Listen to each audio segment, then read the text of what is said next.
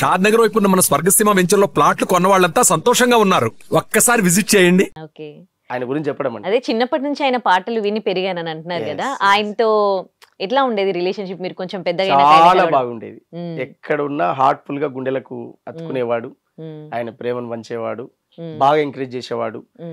పోయినసారి ఖచ్చితంగా పొలిటికల్ గా కూడా నాకు ఒక మైలేజ్ కోసం కూడా పనిచేస్తా అని మాట ఇచ్చాడు, నేను వస్తా ఖచ్చితంగా అని. కానీ బ్యాడ్ లక్, నేను పోటీ చేయలేకపోయినా కొన్ని అనివార్య కారణాల వల్ల జరిగింది, డిస్టర్బ్ అయింది. కానీ ఆ ఎలక్షన్ కూడా నేను వస్తా, నేను సపోర్ట్ చేస్తా, తిరుగుతా అని చెప్పాడు. ఒక సభ పెడితే కూడా తిరుమలగిరిలో ఆ సభకు అటెండ్ అయ్యాడు. ఆ సభలోనే చెప్పాడు, ఇలాంటి నా తరం ఒకటి తయారు కావాలి, సో మన లాంటి వాళ్ళు ముందుకు రావాలి. పొలిటికల్ గా రాజకీయంగా ఎన్ని చేసినా కూడా పొలిటికల్ గా అనేది పవర్ మన చేతుల్లో లేకపోతే మనం ఏం చేయలేమనేది ఆ సత్యం. అది తెలుసు గద్దరన్న గనక అలాంటి వాళ్ళని ఎంకరేజ్ చేసేవాడు. అందువల్ల నాకు ఓన్ గా సింగిల్ ఎంపీ లేకుండా తయారైన జీవితం గనక ఆయన బాగా ఇష్టపడేవాడు ఇలాంటి వాళ్ళను. అంటే ఆయన అట్లా వచ్చినోడే కదా. మీరు బీఆర్ఎస్ లోకి వెళ్ళినప్పుడు ఏమన్నారు మరి గద్దర్ గారు? ఎందుకు వెళ్ళాల్సి వచ్చింది బీఆర్ఎస్ లోకి? అంటే బీఆర్ఎస్ కి వెళ్ళడానికి అనేది ఒక చారిత్రాత్మకమైన తప్పిదం. దాన్ని మేము రివ్యూ చేసుకున్నాం, మళ్ళీ వద్దు అది కరెక్ట్ కాదు అని చెప్పి దాన్ని మార్చుకోవడానికి ప్రయత్నం చేసినాం. అంటే ఏం జరిగింది ఏమైనా చెప్పగలరా? ఎందుకు వెళ్ళినట్టు, ఎందుకు బయటకు వచ్చినట్టు, ఏమీ జరగలేదు, ఎందుకు వ్యతిరేకించారు బీఆర్ఎస్ పాలనప్పుడు, మళ్ళీ ఎందుకు కలిశారు? మనసు బాగలేదు, డిస్టర్బ్ అనిపించింది, నేను ఇంతకాలం పనిచేస్తే నాకు జరగాల్సిన న్యాయం జరగట్లేదు అనేటువంటి ఒక నిరుత్సాహం, ఆ క్రమంలో తీసుకున్న సడల్ డిసిషన్ కొంత దారి తీసింది. అది ఈ రోజు జరుగుతున్న నష్టానికి దారి తీసింది. దాన్ని పూడ్చుకునే ప్రయత్నంలోనే ఇప్పుడు మళ్ళీ దారిలో ఉన్నాం. ఒకప్పుడు కవులు కళాకారులు అంటే ఒక రెస్పెక్ట్, వాళ్ళు పాడే పాటలకి అంటే వాళ్ళు సమాజాన్ని మేల్కొల్పుతూ పాటలు పాడేవాళ్ళు, చైతన్యం చేస్తూ అందరిని చైతన్యవంతుల్ని చేస్తూ పాటలు పాడేవారు. ఇప్పుడు ఈ కవులు కళాకారులు అనేవి పార్టీలు వస్తూ ఉన్నాయి, ఆ పార్టీలో జాయిన్ అయిపోతూ ఉన్నారు. ఇంకా ఎక్కడ సమాజాన్ని చైతన్యవంతం చేయడం ఏంటి, ఏమంటారు? ఎటు పోతున్నారు కవులు కళాకారులు? అంటే నా ఉద్దేశం ఇప్పుడు ఆ రెస్పెక్ట్ ఉందా అండి పాటలకి? మీరు చెప్పండి. మీరు అనేది కొంతమేరకు నిజం. పాట అనేది అంగడి సరుకులా మారిపోయింది. పాట అనేది ఒకప్పుడు ఉన్నటువంటి విలువలు, ఒకప్పుడు ఉన్నటువంటి పరిస్థితి లేదు, తగ్గిపోయిందని చెప్పడంలో నేను కూడా వెనుకడిగేయను, ముందే ఉంటాను. కానీ అంతకు 100 రెట్లు పాట ప్రజలకు ఇంకా దగ్గరైంది. అంతకు 100 రెట్లు కవులు కళాకారులు పుట్టుకొచ్చిండ్రు. ఎవరి ఎజెండాను వారు ఎంచుకొని పనిచేస్తుండ్రు సమాజంలో. పాట ఒక పక్క వస్తువుగా మారిపోయి రకరకాల విభాగాల్లో ఉంది, అది దాన్ని కాదనను. కానీ సేమ్ టైం ఏ కళాకారుడైతే ఒక కళాకారుడిగా తయారు కావాలనుకున్నాడో ఆ కళాకారుడు, వానికి ఒక కుటుంబం ఉంటుంది, వానికి తిండి కావాలి, వాని అవసరాలు వెళ్ళాలి, వానికి ఒక ఫ్యామిలీ బతకాలి. ఆ పని తప్ప ఇంకో పని చేయలేడు. పాటే ఇష్టం, రచనే ఇష్టం, ప్రజల కోసం పాడడమే ఇష్టం. కొంతమంది ఇందులో నిజాయితీగా ఒక ప్లాట్ఫామ్ ఎంచుకొని పాడేవాళ్ళు కొంతమంది ఉంటారు. కొంతమంది బతకడం కోసమే అదే పనిగా ఉండి చేసేవాళ్ళు ఉంటారు. ఒక ఎజెండాతో పోయే వాళ్ళు కొంతమంది ఉంటారు. ఇప్పుడు గద్దరన్న ఉన్నాడు, ఆయనకు ఎజెండా ఉంది, ఆయన సాంస్కృతిక రాజకీయ చైతన్యం కలిగినటువంటి కళాకారుడు. మేము ఆ కోవలోంచి వచ్చినటువంటి వాళ్ళమే కనుక మేము ఇంకేదో కొత్తగా ఒక అమ్మాయిని వర్ణిస్తూ లేకపోతే ఇంకో ఒక విషయాన్ని చెప్తూ ఇవన్నీ మేము రాయలేము. మరి సోమన్న ఎజెండా ఏంటి? మా ఎజెండా బ్రహ్మాండంగా మేము పాటల రూపంలో అనేక పాటలు అనేక సార్లు చెప్పినాం. మేము రాస్తున్న సాహిత్యమే మా ఎజెండా. సూర్యులగన్నట్టి సూర్యపేటకు బోధమా, వీరులగన్నట్టి నల్లగొండకు చూద్దామా, సూర్యులగన్నట్టి సూర్యపేటకు బోధమా, వీరులగన్నట్టి నల్లగొండకు చూద్దామా, సూర్యులగన్నట్టి సూర్యపేటకు బోధమా, వీరులగన్నట్టి నల్లగొండను చూద్దామా, సూర్యులగన్నట్టి సూర్యపేటకు బోధమా, వీరులగన్నట్టి నల్లగొండను చూద్దామా, త్యాగాలతో పడదమా, మల్ల ఉద్యమానికి దారులేద్దామా, మల్ల త్యాగాలతో పడదమా, మల్ల ఉద్యమానికి దారులేద్దామా, మల్ల గుండె గుండెను ఒకటి చేద్దామా, దండోర జెండాను మోగిద్దామా, గుండె గుండెను ఒకటి చేద్దామా, దండోర జెండాను మోగిద్దామా, ఉప్పల మరుసూరు చరిత ధర్మ భిక్షము గీత చాకలి ఐలమ్మ మల్లు స్వరాజ్యమ్మ, చాకలి ఐలమ్మ మల్లు స్వరాజ్యమ్మ, చాకలి ఐలమ్మ మల్లు స్వరాజ్యమ్మ, యుద్ధ గీతి శుద్ధాల బండి యాదగిరి మా రోజు వీరన్న మన పెళ్లి లలితక్క, మా రోజు వీరన్న మన పెళ్లి లలితక్క, మా రోజు వీరన్న మన పెళ్లి లలితక్క, ఎందరో వీరులను ఎదర కత్తి మధ్య గుండె గుండెను ఒకటి చేసి దండు కూడా కట్టుదాము, మల్ల త్యాగాలతో పడదమా, మల్ల ఉద్యమానికి దారు చేద్దామా, త్యాగాలతో పడదమా, మల్ల ఉద్యమానికి దారు చేద్దామా, ప్రజాపాలనలో భాగమవుదమా, పల్లె పల్లె పోయి వద్దమా, ప్రజాపాలనలో భాగమవుదమా. అట్లా మాకు ఒక ఎజెండా ఉంది. మా ఎజెండా ఏంటి, మా గోల్ ఏంటి? బడుగులకు పేద వర్గాలకు అవకాశాలు ఇచ్చేటువంటి వేదిక ఏదైతే ఉంటుందో దానికి మేము సపోర్ట్ చేస్తాం.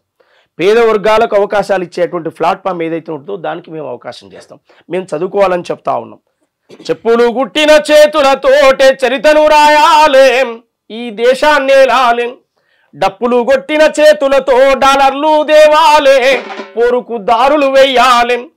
నేను ఊళ్ళనే డప్పు కొట్టుకొని ఉంటా. నేను సావుల కాడ డప్పుల కాడ కోటర్ సీసకు మందు సీసకు 100 రూపాయలకు రోజు ఒక రోజు పెట్టి అన్నాని కోసం డప్పులు కొడతా, నడవదు. ఆ డప్పు కమర్షియల్ కావాలని కోరుతున్నా. నేను ఆ డప్పును రేటు పలకాలని కోరుతున్నా. ఆ డప్పు ఊరికే వాడు మందు పోస్తా అంటే డబ్బులు ఇస్తా అంటే కొట్టకు, దానికి సరైన రేట్ ఇస్తా అంటేనే కొట్టు. నీకు ఆత్మగౌరవం కావాలి. నువ్వు డప్పే కొట్టి బతుకుతున్నావు, డప్పే కొట్టు, నేను కాదనను. కానీ ఆ డప్పును కాపీ కొట్టినోడు మ్యూజిక్గా మార్చి వాడికి ఆస్కార్ అవార్డులు వస్తున్నాయి. ఈ డప్పు కొట్టినోడు ఆ ఊళ్ళోనే అదే అంటరాని బతుకుతా ఉన్నాడు. అదే కోటర్ సీసకు మందు సీసాలకు డప్పులు కొట్టుకుంటూ తిరుగుతా ఉన్నారు. అది పోవాలని కోరుతా ఉన్నాను. ఆ పాటలోనే చెప్పాను నేను. డప్పులు కొట్టిన చేతులతో డాలర్లు దేవాలేం, పోరుకు దారులు వెయ్యాలేం. మా రోజులు రావాలేం, ఈ దేశాన్ని లాలేం. మా రోజులు రావాలేం, ఈ దేశాన్ని లాలేం. మా రోజులు రావాలేం, ఈ దేశాన్ని లాలేం. గొర్రెలను బర్లను కాసే పోరలు చదువుకుపోవాలి, శాస్త్రవేత్తలు కావాలి. చదువుకుపోవాలి, శాస్త్రవేత్తలు కావాలి. గొర్రెలను బర్లను కాసే పోరలు చదువుకుపోవాలి, శాస్త్రవేత్తలు కావాలి. చదువుకుపోవాలి, శాస్త్రవేత్తలు కావాలి. చదువుకుపోవాలి, శాస్త్రవేత్తలు కావాలి. బండలు కొట్టే ఒడ్డెరొళ్ళు ఇంజనీర్లు కావాలి, ప్రాజెక్టులు కట్టాలి. ఇంజనీర్లు కావాలి, ప్రాజెక్టులు కట్టాలి. ఇంజనీర్లు కావాలి, ప్రాజెక్టులు కట్టాలి. ఖాళీ నడకన పోయేటోడు గాలి మోటార్ ఎక్కాలి, ఏరోప్లేను నడపాలి. మా రోజులు రావాలి, ఈ దేశాన్ని లాలే. మా రోజులు రావాలి, ఈ దేశాన్ని లాలే. మా రోజులు రావాలి, ఈ దేశాన్ని లాలే. అట్లా సామాజిక మార్పు జరగాలని కోరుకుంటా ఉన్నాం. అది విద్య ద్వారా రావాలని కోరుకుంటున్నాం. బాబాసాహెబ్ అంబేద్కర్ ఇచ్చినటువంటి ఆయుధం చదువు అనేటువంటి ఆయుధం. నువ్వు చదువుకోరా, నువ్వు ఐఏఎస్గా, నువ్వు ఐపీఎస్గా, అప్పుడు నీ కులం చూడడు, నీ మతం చూడడు, సార్ అని సెల్యూట్ కొడతాడు వచ్చి. నువ్వు చదువుకోని ఎదుగు అని చెప్పాడు. ఇగో ఓటు హక్కు అనేది ఇస్తున్నాను నీకు. నీ ఓటు నువ్వు వేసుకుంటే రాజు అవుతావు, నీ ఓటు ఇంకోటికి అమ్ముకుంటే బానిస అవుతావు.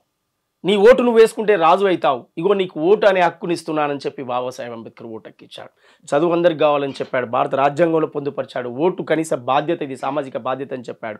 ఓటు కేవలం బాబాసాహెబ్ అంబేద్కర్ రానప్పుడు, భారత రాజ్యాంగం అమల్లోకి రానప్పుడు ఇన్కమ్ ట్యాక్స్ కట్టే వాళ్లకు, డిగ్రీ పట్టా పొందిన వాళ్ళకే ఉన్నటువంటి ఓటు హక్కును బాబాసాహెబ్ అంబేద్కర్ మొట్టమొదటి ఎజెండాగా ఓటు హక్కును పెట్టాడు. ఈ ఓటు కోసమైనా కనీసం ఈ ప్రజల కాడికి నాయకుడు పోతాడు, ఆ ప్రజల యొక్క బాధ వింటాడు, వాళ్ళ యొక్క సమస్యను అప్పుడు చెప్పుకోగలుగుతారు. ఆ కమ్యూనికేషన్ లేకుండా ఉన్నటువంటి వ్యవస్థ ఆ ఓటు ద్వారా కమ్యూనికేషన్ పెట్టాడు.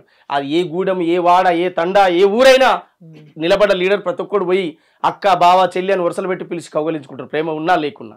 అలాంటి సిచ్యువేషన్ బాబాసాహెబ్ అంబేద్కర్ ఇచ్చాడు. అందుకే మా ఆలోచన ఏంటంటే అది గ్రామాల్లోకి వెళ్ళాలి, విస్తృతమైన చర్చ జరగాలి. ఒక సమూలమైన మార్పు రావాలంటే విద్య, చదువు అనేటువంటి ఆయుధం. సరే, రాజకీయాలు, కొన్ని అవకాశవాద రాజకీయాలు ఉంటాయి, కొన్నిసార్లు మోసాలు జరగవచ్చు, కొన్నిసార్లు ద్రోహాలు జరగవచ్చు. కానీ చదువు ఎవరిని మోసం చేయదు కదా. చదువుకుంటూ నీ జ్ఞానాన్ని ఇంకోటి దొంగిలించలేడు కదా. అందువల్ల ఆ చదువు కోసమే నేను దాదాపు 2019లో దాదాపు ఒక 70 రోజుల పాటు తెలంగాణ మొత్తం సందర్శించాను. సోషల్ వెల్ఫేర్ హాస్టళ్లను, తెలంగాణ సోషల్ వెల్ఫేర్ గురుకుల హాస్టళ్లను సందర్శించాను. నేను విద్యార్థులకు ధైర్యం చెప్పాను, చదువుకోవాలని చెప్పాను, గొప్పగా మీరు చదవాలి, గొప్పగా ఎదగాలని చెప్పి పాటలు రాసి, కేవలం మాటల ద్వారా కాకుండా పాటలు రాసి వాళ్ళ కోసం పనిచేశాను. అట్లా ఎదిగే తరానికి మా పాట ఒక ఎరువుగా మారాలి. కేవలం రాజకీయాలు, ఓట్లు, సీట్లు, గెలుపోవటం వీటి గురించే కాదు. సమాజంలో ఒక సమూలమైన మార్పు రావాలి అని అంటే విద్య అనేది ఆయుధం మనకు ప్రధానమైన. దాని గురించి చెప్పాను నేను. సదవాలిరా కొడక సదవాలిరా, మహనీయుల వలె ఎదగాలిరా, ఎదగాలిరా బిడ్డ ఎదగాలిరా, పుడిసే పొద్దును ముద్దాడాలిరా. ఓ సాహు మహాజన నా పంచ ప్రాణమం, నిండు నూరేళ్లు నువ్వు సల్లగుండాలిరా, ఈ పేదోళ్ళ బతుకులు పండాలిరా. సరవాలిరా కొడక సరవాలిరా మహనీయులావలే ఎదగాలిరా ఎదగాలిరా బిడ్డ ఎదగాలిరా పుడిసే పొద్దును మూదాడాలిరా అజ్ఞానముతోటే మన తాత తండ్రులు అంధకారంలోనే బతికిండురా అంధకారంలోనే బతికిండురా అంధకారంలోనే బతికిండురా ఎట్టి చేసుకుంటూ మట్టి మోసుకుంటూ ఎన్నో బాధలు అనుభవించారురా ఎన్నో బాధలు అనుభవించారురా ఎన్నో బాధలు అనుభవించారురా బతుకంతా చేసిండ్రు త్యాగాలురా ఆ గుండె గాయం మన్ప బయలెల్లారా సరవాలిరా కొడక సరవాలిరా మహనీయులావలే ఎదగాలిరా ఎదగాలిరా బిడ్డ ఎదగాలిరా పుడిసె పొద్దును మూదాడాలిరా పుట్టిన ప్రతి మనిషి జీవితానికి సార్థకత ఒకటుండాలిరా సార్థకత ఒకటుండాలిరా సార్థకత ఒకటుండాలిరా నీ మనసుకేదనిపిస్తే అదే చెయ్యి గాని అనుకున్న లక్ష్యాన్ని చేరాలిరా అనుకున్న లక్ష్యాన్ని చేరాలిరా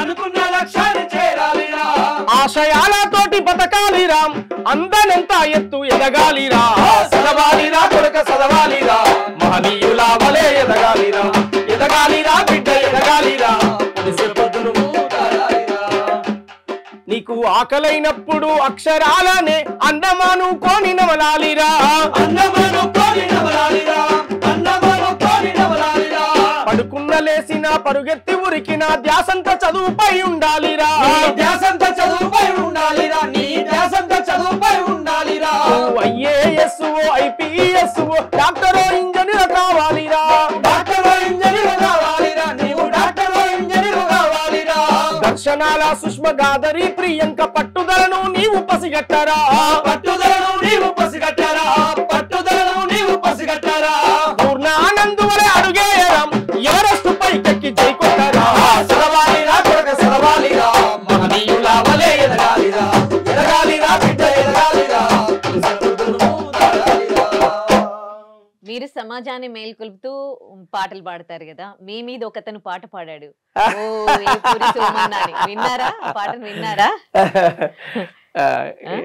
వాడచ్చు తప్పలేదు అది వారి స్వేచ్ఛ అది అయితే అట్లా ఇప్పుడు సెల్ ఫోన్ ఓ మొబైల్ ఉంది ఈ మొబైల్ ఇప్పుడు ఎదుగుతున్న తరం ఈ మొబైల్ మత్తులో ఉంది దాన్ని మంచుకు ఉపయోగించుకుంటే అది ఉపయోగపడుతుంది దాన్ని చెడుకు ఉపయోగించుకునేటువంటి సమాజంగా నడుస్తూ ఉంది అందువల్ల అట్లాంటి విషయాలు కూడా చెప్తూ నేను యువతరానికి చెప్తున్నాను నేను వాట్సాప్ల్లో ఫేస్బుక్ల్లో కాలక్షేపాలొద్దు ఎంతసేపటికి ఎవడు బొమ్మకో నువ్వు లైక్ కొట్టకు నీ బొమ్మకు లైక్ కొట్టేటప్పుడు కూడా తయారు చేసుకో వాట్సాప్ల్లో ఫేస్బుక్ల్లో కాలక్షేపాలొద్దు నీ మంచి కొరకు అవి ఉపయోగిస్తే ఉన్నతంగా ఎదుగొచ్చు శాస్త్రవేత్తలు సైంటిస్టులు ఎన్నో కనిపెట్టారు అవి అనుభవిస్తూ నువ్వు హాయిగా కూసొని శుద్ధమొద్దుగా వద్దు ఇది పోటీ సమాజం రా నువ్వు ఓటమి జందకురా గెలుపే నీ లక్ష్యం రా గగనంపై అడుగైరా యువతి యువకులారా విద్యార్థి తమ్ములారా మహనీయుల దారిలో నడవాలి మరో చరిత్రను రాయాలి మహనీయుల దారిలో నడవాలి మరో చరిత్రను రాయాలి ఈ సమాజం అనేటి పుస్తకంలో మీరు చెరగని చరిత్రలవ్వాలి కంప్యూటర్ చేతుల వరకు ప్రపంచమే కనిపిస్తుంది ఇంగ్లీషు పదులు పెట్టు విశ్వమంతా నడిపిస్తుంది ఇంగ్లీషు పదులు పెట్టు విశ్వమంతా నడిపిస్తుంది